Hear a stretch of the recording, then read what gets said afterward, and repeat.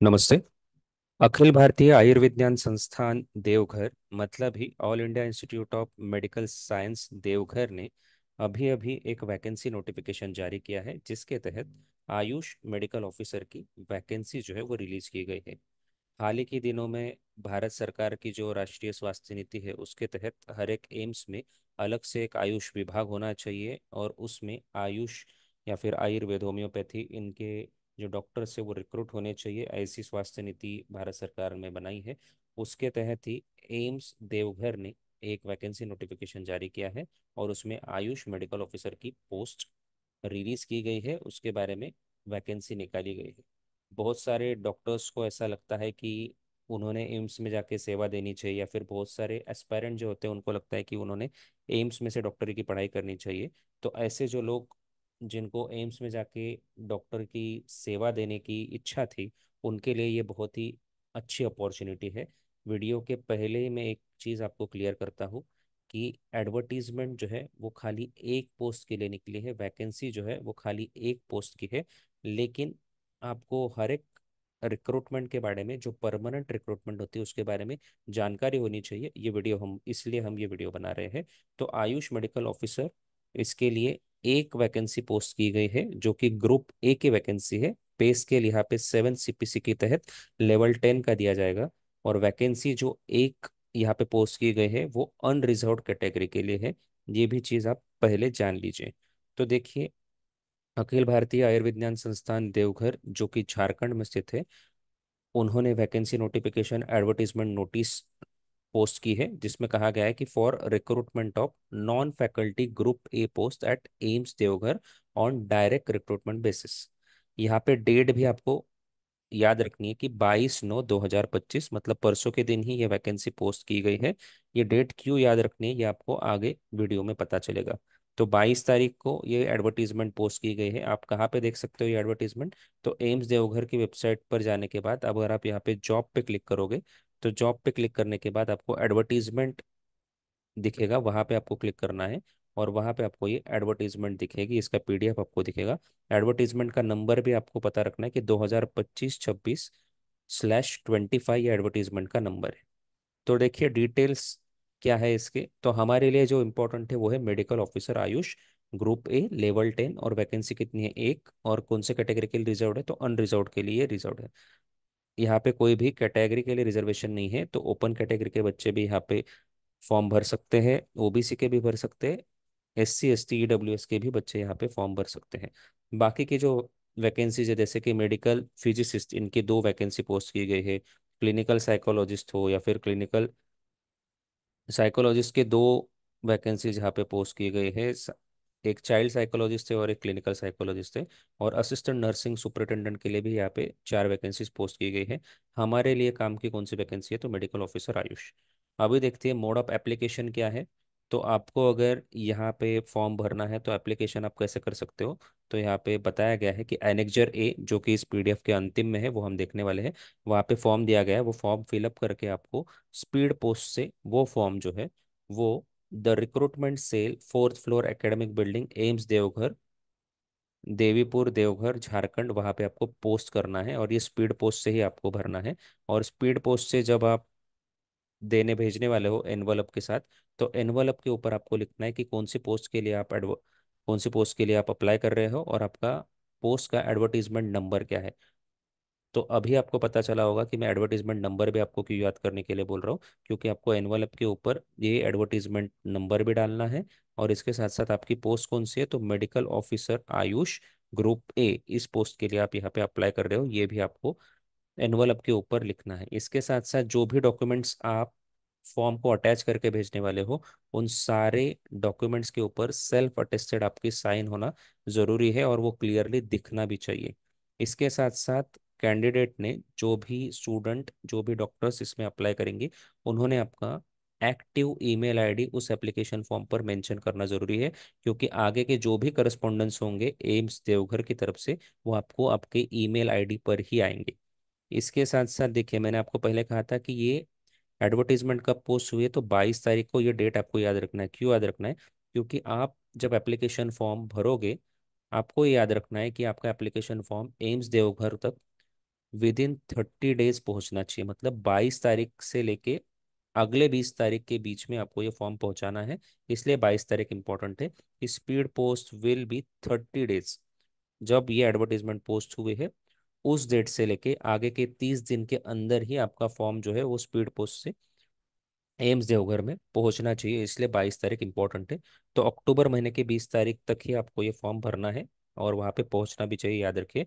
Form के साथ साथ आपको फोटोग्राफ भी भेजने हैं, और फोटोग्राफ जो रहेंगे वो पासपोर्ट साइज ही होने चाहिए। वहाँ पे अपने गॉगल वगैरह सनग्लासेस पहने हुए नहीं होने चाहिए, और फोटोग्राफ 3 महीने से ज़्यादा पुराना नहीं होना चाहिए, ये भी यहाँ पे बताया गया है।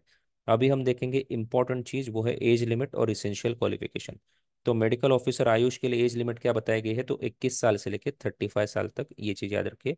इसेंशियल क्वालिफिकेशन क्या है, तो a degree in relevant stream of Ayush, मतलब आपने अगर बीएमएस पास आउट किया है तो भी आप इस पोस्ट के लिए एलिजिबल है according to first essential qualification.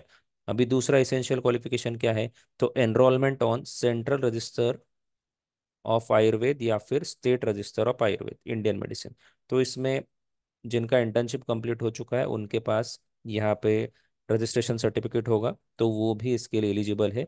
लेकिन थर्ड इसेंशियल क्राइटेरिया जो बताया है कि एक्सपीरियंस ऑफ 3 इयर्स क्लिनिकल और teaching experience in a recognised hospital और टीचिंग इंस्टीट्यूशन, ये इंपॉर्टेंट है। मतलब सिर्फ बीएमएस करने के बाद आप इस पोस्ट के लिए अप्लाई नहीं कर सकते हो, तो उसके बाद में आपको 3 साल का एक्सपीरियंस होना जरूरी है। वो भले क्लिनिकल हो या फिर टीचिंग हो, आप वहाँ पे अप्लाई कर सकते हो।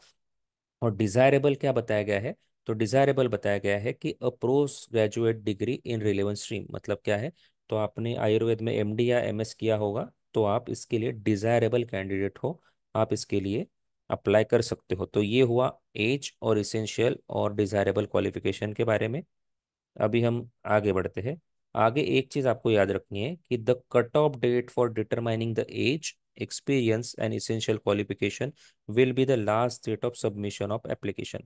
मतलब क्या है, तो 20 अक्टूबर या फिर 21 अक्टूबर तक अगर आपके 3 साल का एक्सपीरियंस खत्म हो रहा है, 3 साल का एक्सपीरियंस हो रहा है, तो आप इसके लिए एलिजिबल हो। 21 अक्टूबर तक आपकी एज अगर 35 से आगे नहीं निकल गई है तो आप इसके लिए एलिजिबल हो।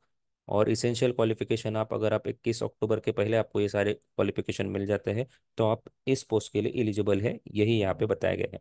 और एक इंपॉर्टेंट चीज यहाँ पे बताई गई है कि the period of experience wherever prescribed shall be counted after obtaining the prescribed essential qualification। मतलब essential qualification यहाँ पे बीएमएस दिए गई है। बीएमएस की डिग्री मिलने के बाद में अगर आपको 3 साल का एक्सपीरियंस है तो ही वो काउंट होगा, ये चीज यहाँ पे याद रखनी जरूरी है।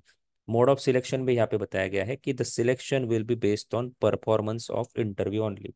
इंटरव्यू में आप किस प्रकार से परफॉर्म करते हो इसके ऊपर ही आपका सिलेक्शन होगा। लेकिन अगर ज़्यादा एप्लीकेशन फॉर्म आते हैं एम्स देवघर के पास तो वो लोग वहाँ पे स्क्रीनिंग टेस्ट भी ले सकते हैं, और स्क्रीनिंग टेस्ट लेने के बाद जो शॉर्ट लिस्टेड कैंडिडेट रहेंगे उनको ही वो इंटरव्यू के लिए बुलाएंगे। लेकिन इंटरव्यू लेते वक्त आपको स्क्रीनिंग टेस्ट में कितने मार्क मिले हैं उसके लिए कोई भी वेटेज नहीं है। Performance in screening test will carry no weightage. Final selection जो है will be based on performance of the eligible candidate in interview only, ये चीज़ आपको याद रखने की जरूरत है। इसके साथ साथ एक और चीज़ यहाँ पे क्लियर किया है कि टीएडीए आपको कहीं पे भी नहीं मिलेगा, भले ही आप डॉक्यूमेंट वेरिफिकेशन के लिए जा रहे हो, स्क्रीनिंग टेस्ट के लिए जा रहे हो या फिर इंटरव्यू के लिए जा रहे हो।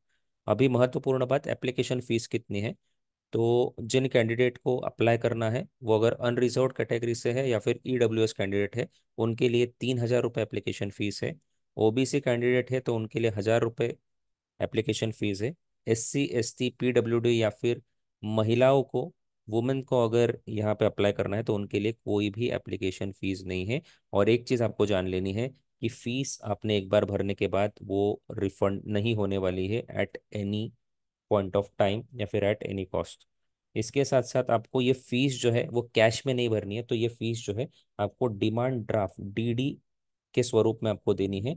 तो और वो डीडी किसके फेवर में बनाना है आपको, तो the demand draft should clearly mention in favour of AIIMS Deoghar and payable eight Deoghar, ऐसा आपके डीडी के ऊपर लिखा हुआ होना चाहिए। और ओरिजिनल कॉपी जो डिमांड ड्राफ्ट की रहेगी वो आपको आपके एप्लीकेशन फॉर्म जो है उसके साथ में अटैच करके भेजना है। अभी जो पोस्ट आयुष मेडिकल ऑफिसर की है, इसके लिए एज रिलैक्सेशन कहाँ पे भी लागू नहीं होगा, क्योंकि ये पोस्ट जो है वो अनरिजर्व्ड कैटेगरी के लिए है।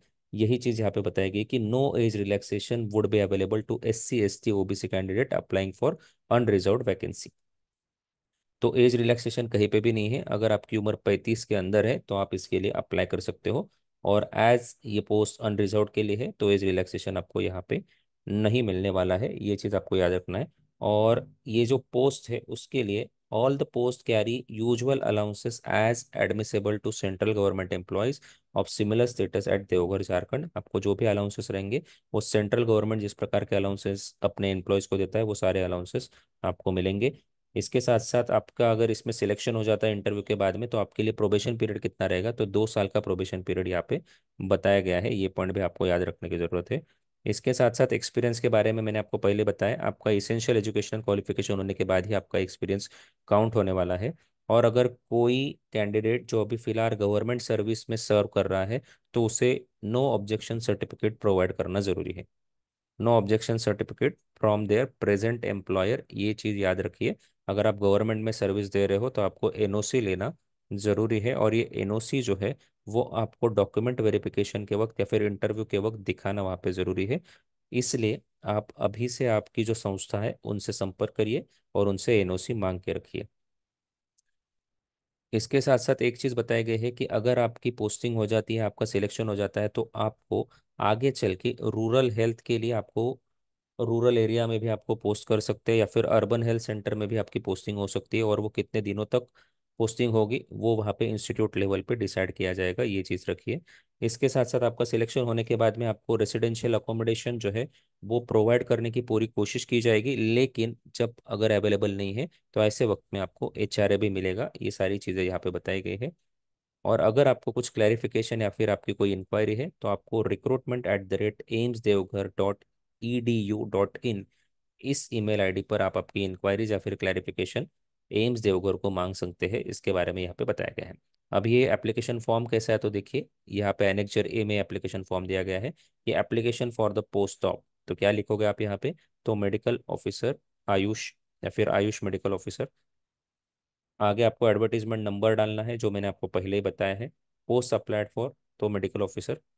यहाँ पे फुल नेम आपका डालना है, फादर्स नेम डालना है, परमानेंट एड्रेस आपको डालना है यहाँ पे। प्रेजेंट एड्रेस अगर अलग है तो आपको यहाँ पे डालना है। मोबाइल नंबर डालना है, कुछ अल्टरनेट मोबाइल नंबर है तो वो भी डालिए। ईमेल एड्रेस डाल दीजिए। डेट ऑफ बर्थ आपको यहाँ पे लिखनी है। और आप सिटीजन ऑफ इंडिया हो बाय बर्थ हो या फिर डोमिसाइल से हो तो वो चीज़ यहाँ पे आपको लिखनी है। और अगर आप डोमिसाइल की वजह से सिटीजन ऑफ इंडिया हो तो यहाँ पे आपको डॉक्यूमेंट्री प्रूफ डालना जरूरी है। आपकी कैटेगरी क्या है ये आपको यहाँ पे डालना है। मेल फीमेल यहाँ पे आपको डालना है। एजुकेशनल क्वालिफिकेशन मतलब SSC HSC BAMS MD PhD, ये सारे जो आपके क्वालिफिकेशन रहेंगे वो आपको सारे यहाँ पे डालने हैं। इसके बाद में आपको month and year of passing डालना है और परसेंटेज आपको यहाँ पे डालने हैं। एक्सपीरियंस डिटेल भी आपको डालना है। 3 साल का जो एक्सपीरियंस यहाँ पे इसेंशियल बताया वो सारा यहाँ पे आपको डालना है कि कौन से ऑर्गेनाइजेशन में आपने काम किया, डेट ऑफ ज्वाइनिंग आपका क्या था, डेट ऑफ रिलीविंग आपका क्या था, पोस्ट का नाम क्या था, कॉन्ट्रेक्चुअल थी, रेगुलर थी या फिर एडॉक थी, नेचर ऑफ वर्क क्या था, लास्ट बेसिक पे आपने क्या ड्रॉन किया और पे लेवल क्या था, ये सारी चीज़ें आपको यहाँ पे डालनी है। इसके साथ साथ नीचे एक और इम्पोर्टेंट पॉइंट बताया गया कि are you currently working in government department और इंस्टीट्यूशन। अगर यस है तो आपको NOC प्रोवाइड करना करंट एम्प्लॉयर से इम्पोर्टेंट है। इसके साथ साथ DD के भी डिटेल यहाँ पे भरने के लिए बताया गया कि आपका DD नंबर क्या है, डेट क्या है, बैंक का नाम क्या है, ब्रांच का नाम क्या है और कितने रुपए का आपने DD बनाया है। और रजिस्ट्रेशन डिटेल्स अगर एप्लीकेबल है तो आपको यहाँ पर डालने हैं, जैसे कि MCM का रजिस्ट्रेशन या फिर NCSM का रजिस्ट्रेशन डिटेल आप यहाँ पे डाल सकते हो। अंडरटेकिंग करके आपको यहाँ पे डेट डालना है, कौन सी जगह से आप अंडरटेकिंग दे रहे हो, और आपकी सिग्नेचर करके ये फॉर्म आपको भेज देना है एम्स देवघर को। लेकिन अटैचमेंट आपने क्या क्या डाला है इसके लिए भी आपको यस नो करके डॉक्यूमेंट नंबर डाल के आपको ये भी फॉर्म के साथ फिलअप करके भेजना है, जैसे कि आइडेंटिटी कार्ड। अभी आइडेंटिटी कार्ड में आपने आधार भेजा है, पासपोर्ट भेजा है, उस पर क्लिक टिक कीजिए, यहाँ पे यस करिए। और डॉक्यूमेंट सीरियली आपने कौन से नंबर पर लगाया वो डाल दीजिए यहाँ पे।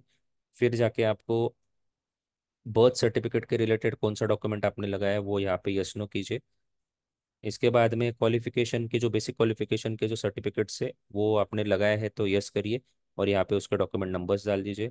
एक्सपीरियंस सर्टिफिकेट ये आपको लगाना है, कैटेगरी से बिलोंग करते हो तो वो डालना है, एनओसी प्रेजेंट एम्प्लॉयर की एनओसी आपको लगानी है, और डीडी यहाँ पे आपको लगाना है।